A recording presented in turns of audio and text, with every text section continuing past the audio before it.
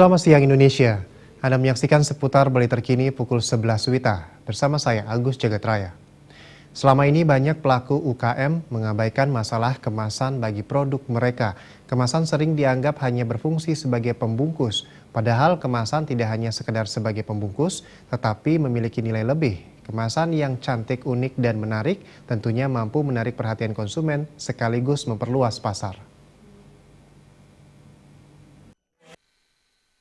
Sebagian besar UKM berpikir bahwa kualitas sebuah produk dan cara pemasaran jauh lebih diutamakan untuk meningkatkan penjualan dibanding fokus pada kemasan produk.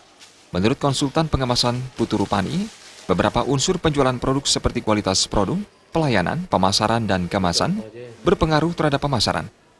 Namun hingga kini masih banyak pelaku UKM tidak fokus pada kemasan, karena kemasan yang unik dan menarik dianggap mahal. Rupani mengakui dengan pengemasan yang unik dan menarik, biaya pengemasan akan sedikit lebih mahal. Namun ini tidak menjadi persoalan karena keuntungan yang diperoleh dengan kemasan yang menarik dapat meningkatkan keuntungan 40 hingga 100%. Saat ini tidak sekedar pembungkus dia, tetapi bisa memberikan daya tarik, promosi dan marketing di dalamnya. Kadang-kadang orang sekarang melihat bagaimana sih bentuk packagingnya. Jadi misalnya kita jual kacang. Kacang itu dengan dibungkus plastik sudah ada yang beli, tetapi itu kan sudah biasa gitu loh.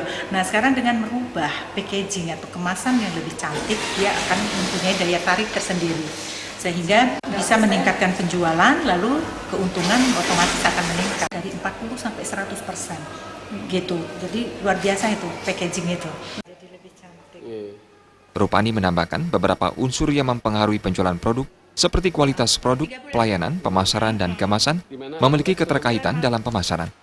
Oleh sebab itu, pengusaha pemula harus merencanakan dari awal tentang cara pengemasan yang unik dan menarik sehingga bisa menarik perhatian konsumen. Jenny dan Winata, Bali TV. Pemirsa, demikian seputar Bali terkini kali ini. Terima kasih atas perhatian Anda. Selamat siang Indonesia.